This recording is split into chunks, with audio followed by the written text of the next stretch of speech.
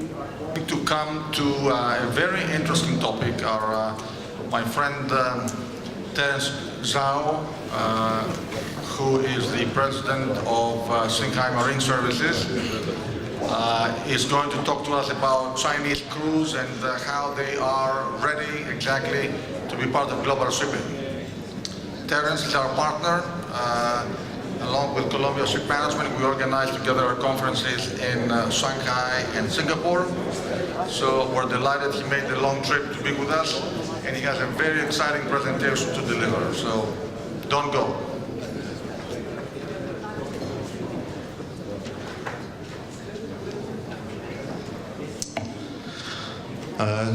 Good afternoon, ladies and gentlemen. First, I thank Capital Link very much for giving me this opportunity to speak here.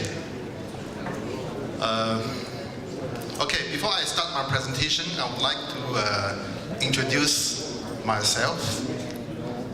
I come from China. My background, I was with Costco for 7 years, working as a lecturer in Costco Marine College. So later on, I joined another state-owned company, China Shipping Group, responsible for this crewing, supplying Chinese crew to the international market. So in 2004, I left China Shipping Group and established Singhai Marine Services, focus on Chinese crewing, supplying to international market. So I was given this topic, saying that Chinese crewing ready for global shipping. So thanks to Nicholas, he didn't put a question mark at the end. So whether we are ready or not, so from my side, from my experience, I see at least we are ready. The question is that how good our readiness. So I would like to share my experience and my observation with the Greek shipping industry. And at the end, hopefully you agree with me, we are ready. Thanks. Okay, let's go back to the past. So in 1994, Lloyd's List, the first page, there was an article talking about Chinese crew. The topic is that Chinese crew seems not ready in international market. It's a very long article. They talk a lot about how foreign employers had a negative experience in employing Chinese seafarers. At the end of the article, they made a conclusion. They say there's a long way to go for Chinese crewing to go to the international market. So in 1994, I was sent by my ex-company to Singapore. My job is knock the door of those ship owners and promote Chinese crew. So to be honest with you, that was very tough time for me. So most of the foreign ship owners, in Singapore, there's many companies actually they come from Europe, come from US. They set up their regional office in Singapore. But even in Singapore, there's many local shipping companies. Singapore, there's a big population of Chinese. Many of the shipping companies actually are Chinese company. But they threw me a lot of questions. They asked me a lot about Chinese crewing. So some questions for me also, it's very hard to answer even I answer, they may not be happy with my answer. So for me, that was really a very bad time. But after 23 years, we can see China has a big change. I believe you agree with me. The country has been changed. In a way, actually, the speed of the change is very fast. Same for Chinese Korean, what we can see in the past 23 years, we have a big transformation. So let's look at the history and the past first. You know, China, we have a very long coastal line, up to 18,000 kilometers. Traditionally, we are a maritime country. So now, you know, in our industry, it's a very hot word, is maritime Silk Road. So you look at the history, maritime Silk Road, the origin is in 111 BCE. First time China will have a ships trading to Middle East.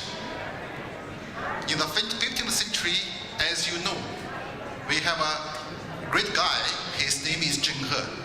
He led a big fleet of Chinese, actually up to 200 vessels. He visited a lot of countries, up to east part of Africa and also the Red Sea area.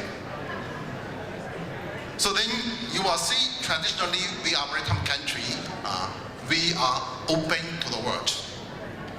But unfortunately, in our last dynasty, Qing dynasty, the emperor afraid of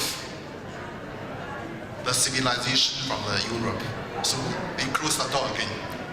So if you study the modern history of China, you will know about all the stories. But for me, it's not the time here to talk about more about this. Okay, you know, in China, in the past 30 to 40 years, we actually using a very different system. That means the central government, they plan everything for everybody. This actually is a copy of the Soviet Union system. So under that system, you look at the dictionary of Chinese, there's no such kind of what is a resignation? No. Everybody, we have a iron rice bowl. But most of the time, the bowl, the rice is not good enough. So that means the people cannot move. You attach to a company, you will be permanent employee. So similarly for Chinese seafarers, we attach to Costco, we are Costco men. Nobody think about our leave, find some other jobs. So most of the seafarers, of course, come from the eastern part of China, the coastal area.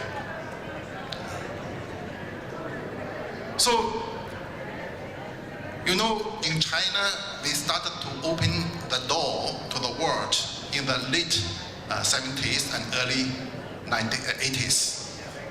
So at that time, shipping industry also tried to get connected with the international community. So for Chinese seafarers, in 1997, Costco, they actually signed an agreement with a Japanese shipping company. So we sent 29 Chinese seafarers working on board these Japanese flagships. So that was the first time we have our Chinese crew working on board foreign ships. So, started from early 80s, the country is further opened and everything is reformed. We abandoned the planned economy. We start to learn from the West.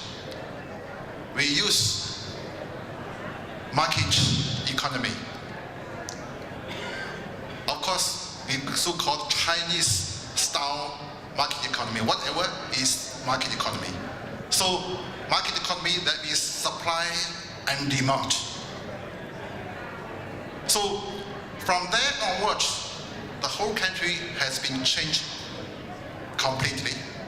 And for the seafarers, gradually we will see, we don't have to stay my whole life with one company.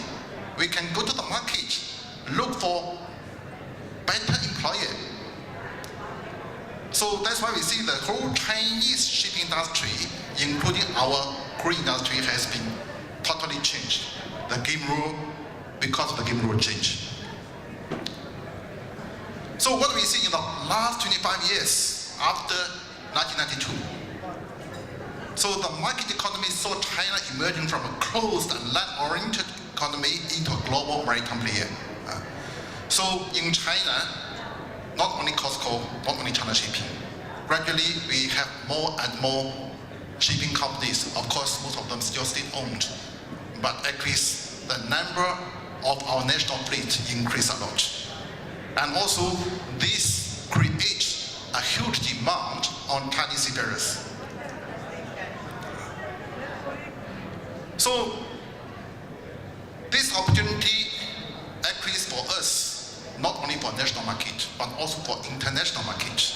So then you can see, from 1992 to 2006, within 15 years, we have more and more Chinese seafarers working in the international market, foreign ship owners. Of course, we started from Hong Kong, from Taiwan, from Singapore, Japan, the Asian ship owners. But gradually, there's some European companies, they come to China, they want to try Chinese crew. So the number of Chinese crew exported to international market increased from 10,000 increased to 40,000 in 2006. So what are the factors contributed to the increase of Chinese seafarers to global shipping? Then we see the reconstruction of Chinese seafarers' work environment, labor experience, and employment relationships. Actually, what we can see, these are one of the main factors. Now we have the crew market. So the crew are not a permanent employee of any state-owned company. They can resign. So the crew come to the market, they look for better prospect.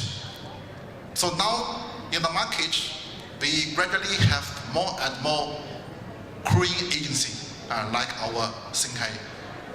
So we play a role like a broker. We actually promote Chinese seafarers to foreign employers. At the same time, we also encourage our Chinese crew, you go abroad. There's another world. It's excellent. You must go and try. So this another main factor actually make our Chinese seafarers working on board foreign ships have a big increase. But in the past, we have to see, at the beginning, most of Chinese seafarers working on board foreign ships are the lower position.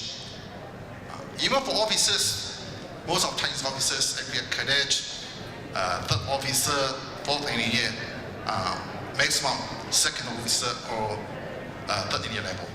Because many foreign shipping companies, they still need time to observe how Chinese crew can work on board their ships. And also, if you see the master chief engineer, the top four, they are foreigners. Actually, they mix together with our Chinese. For Chinese, this culture is still a shock. So then at that time, for Chinese seafarers working with other nationalities, still is a tough time. So also, because the experience is not very positive, even for those foreign shipping companies, they started to use Chinese crew. Actually, they still have some doubts. So this also another big challenge for Chinese seafarers if they want to survive in such kind of environment. Of course, You know, China is non-English spoken country. For most of Chinese at that time, English is a big issue. Just for example, for me, before I went to Singapore, my English also very poor. But gradually, I worked there, I lived there, I have language environment. Now, I can speak English. But at that time, for most of Chinese, we started to learn English from high school. But now it's different. Now we start learning English from primary school. So the younger generation, you can see they have a better English spoken. But it's not at the time. So that I see in the past we have a lot of challenges working on board foreign ships. Of course, in the past 20 over years, we have learned a lot, take a lot of lessons. This all good because Chinese ferries, we are hardworking, we are willing to learn, we are willing to adjust ourselves to a new environment.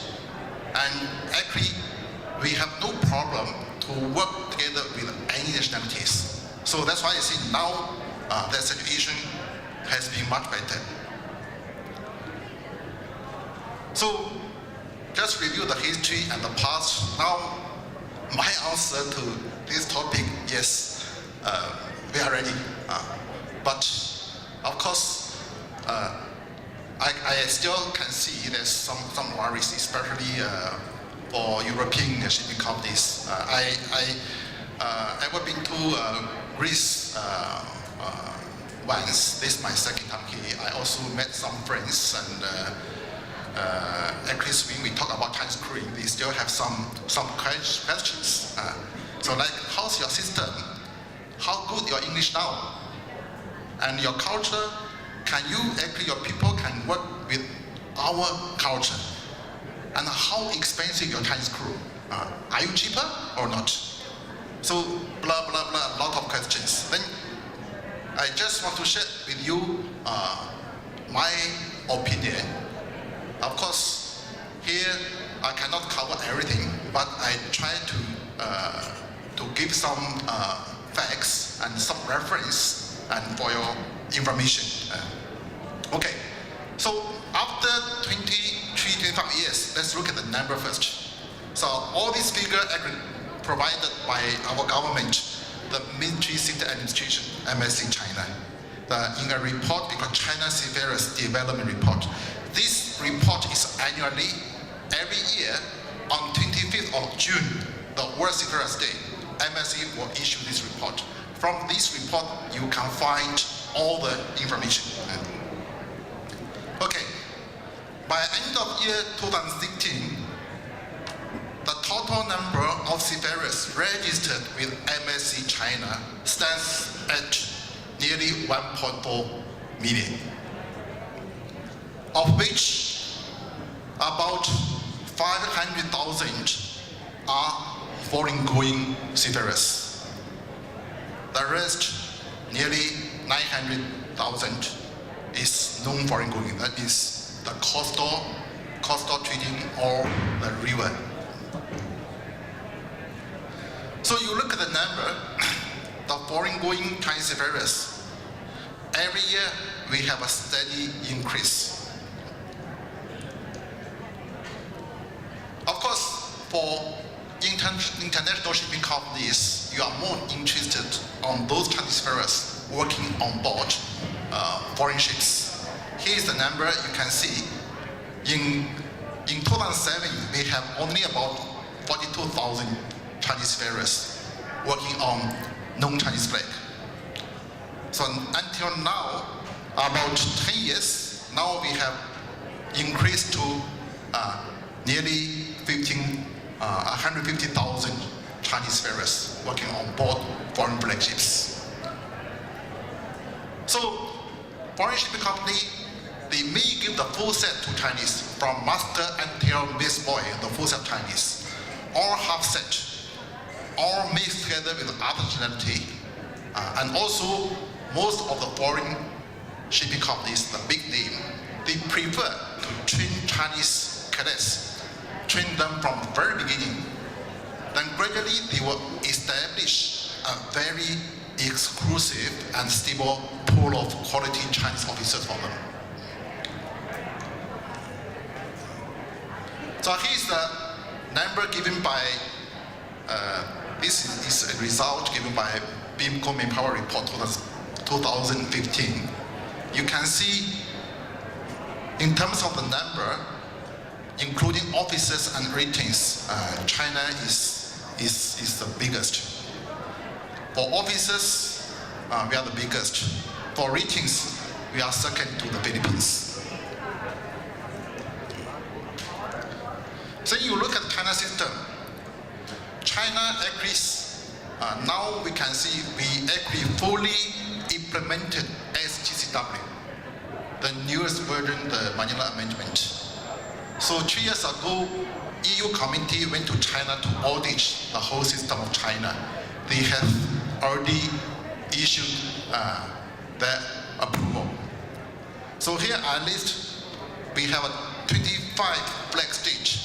We have signed MOU with them to recognize mutually, or from one side we recognize Chinese certificate of competency.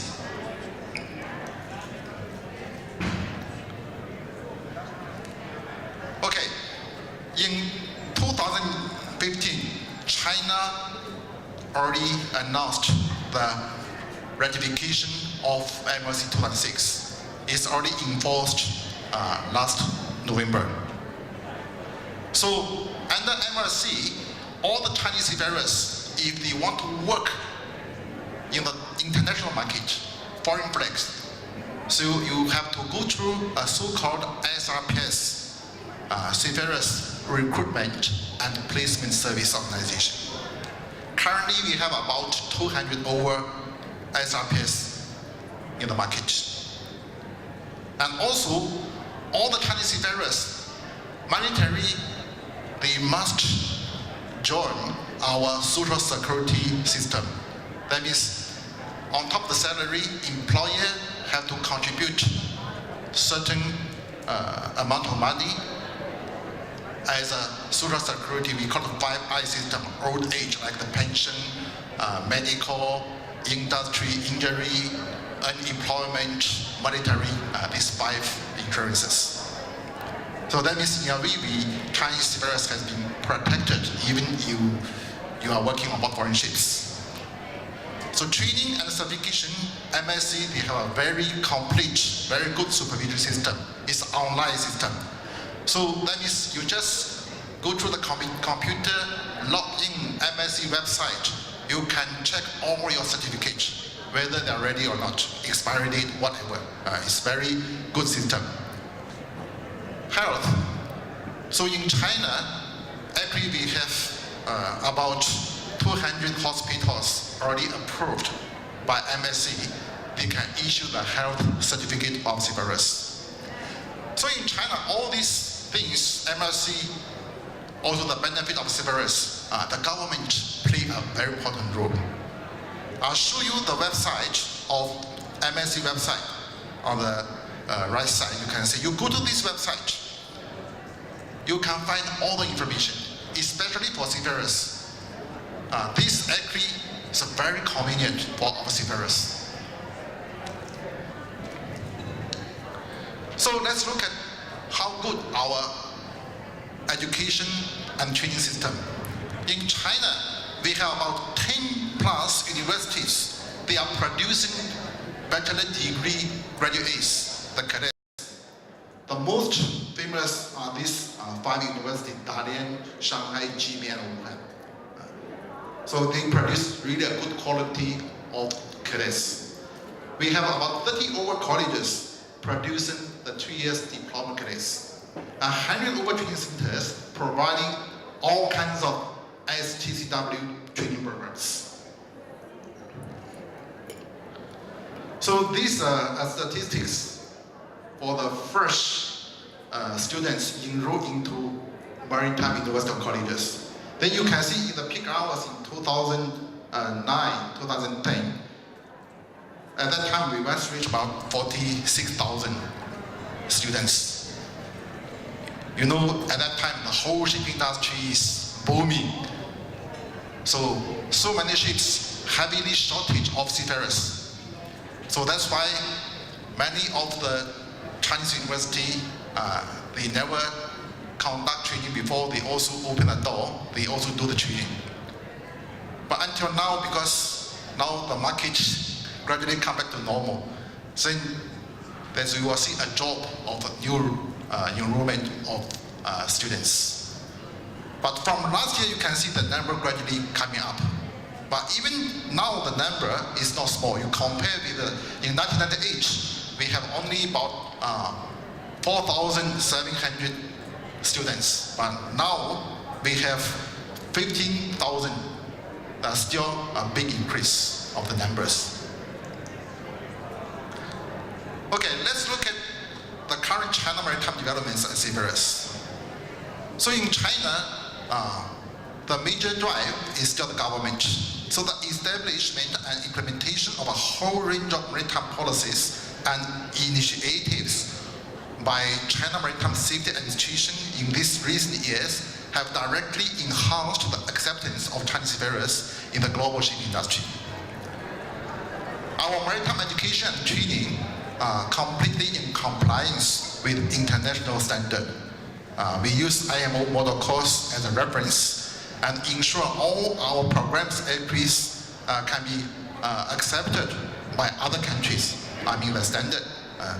So achieve the common international standards in every aspect of training.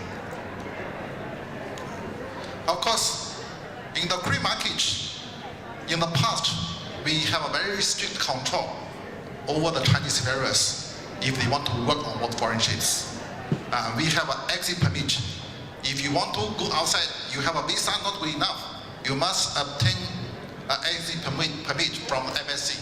Then you are allowed to go abroad. But now there's no more. Now Chinese crew, as long as you have a visa, you have no problem. You can go in, out of China freely. So we ratified MSC 2006, and at least we have committed to the fundamental rights of seafarers.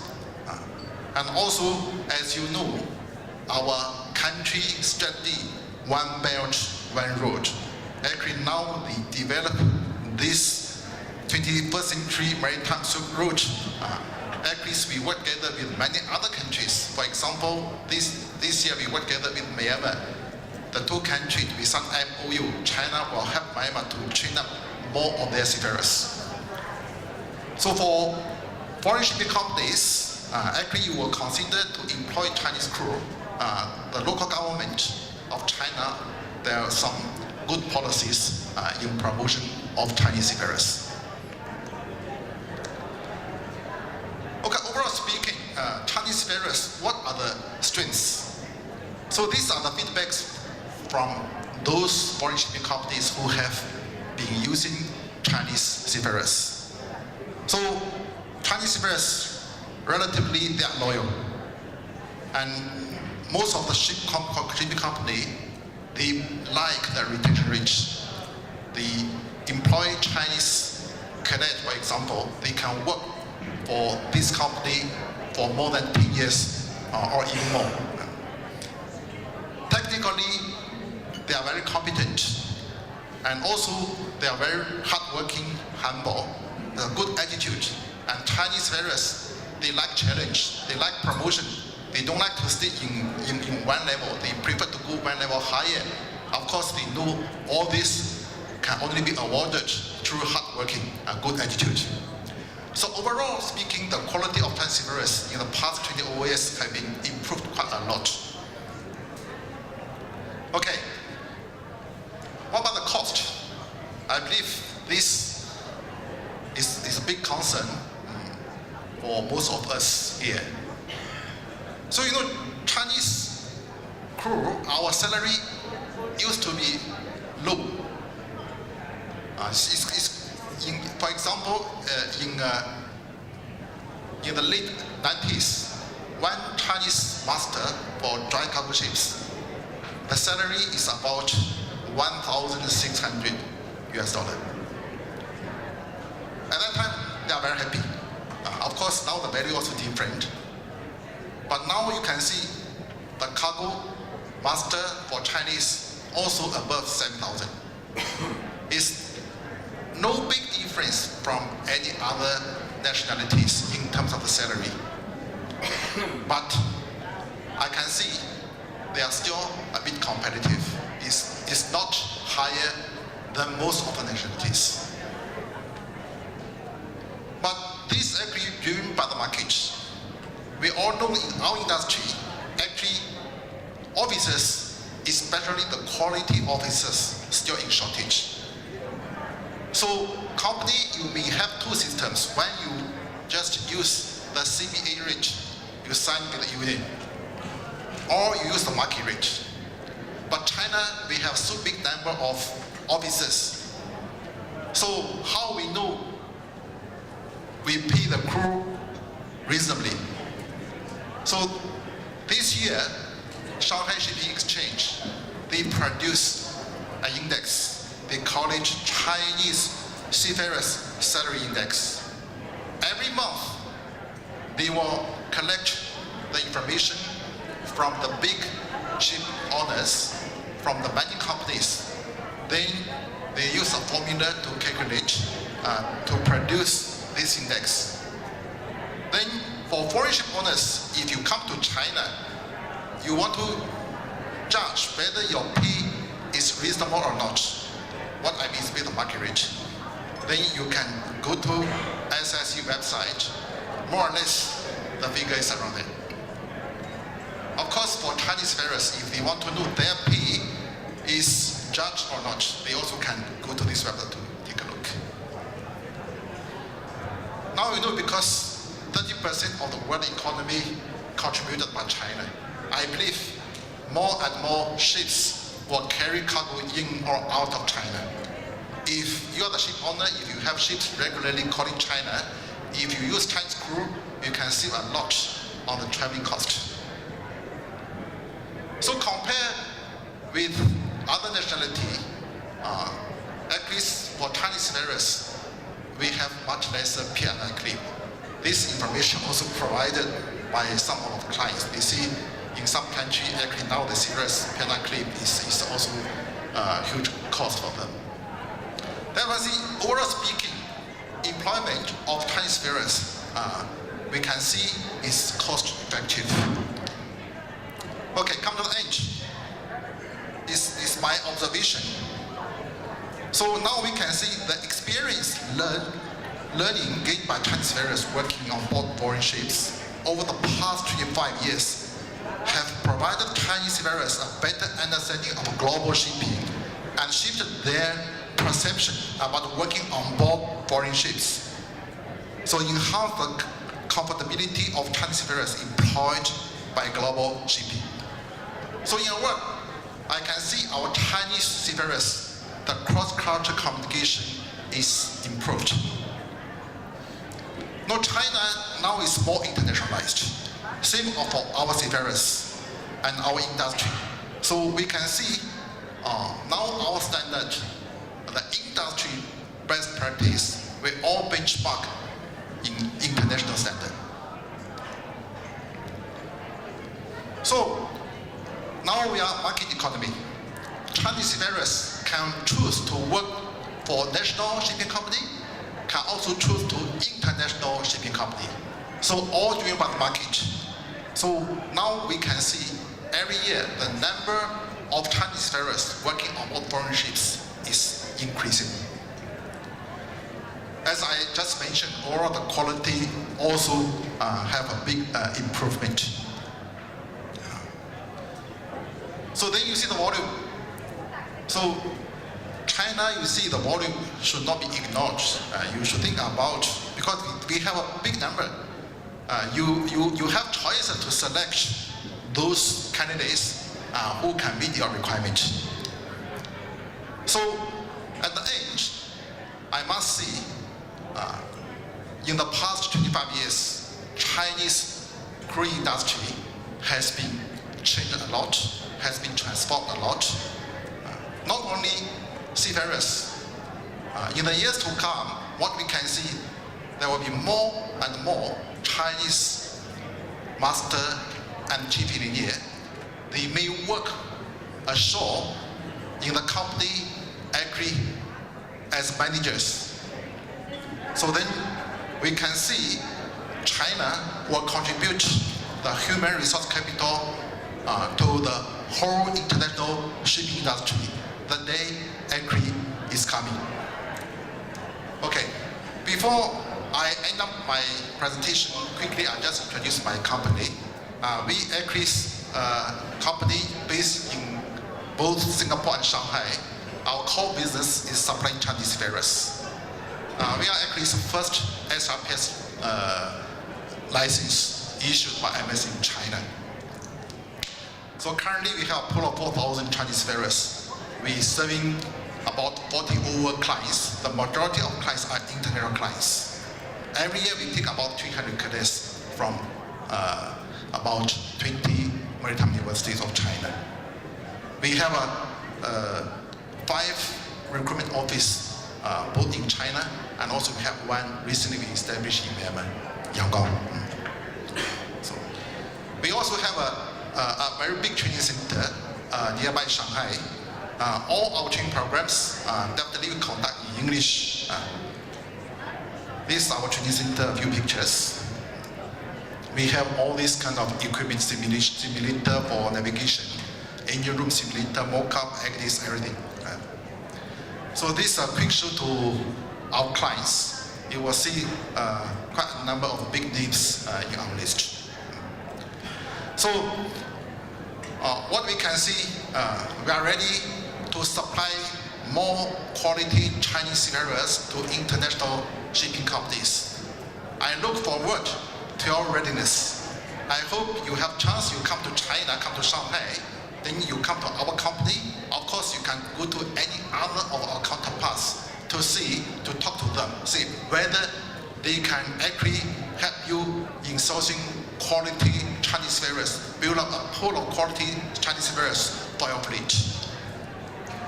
Thank you very much.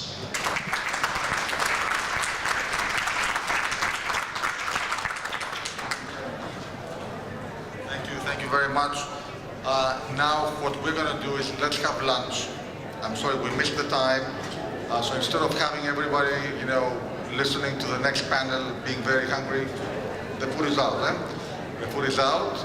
Let's have lunch and we'll come back a bit earlier and we will try to converge on time.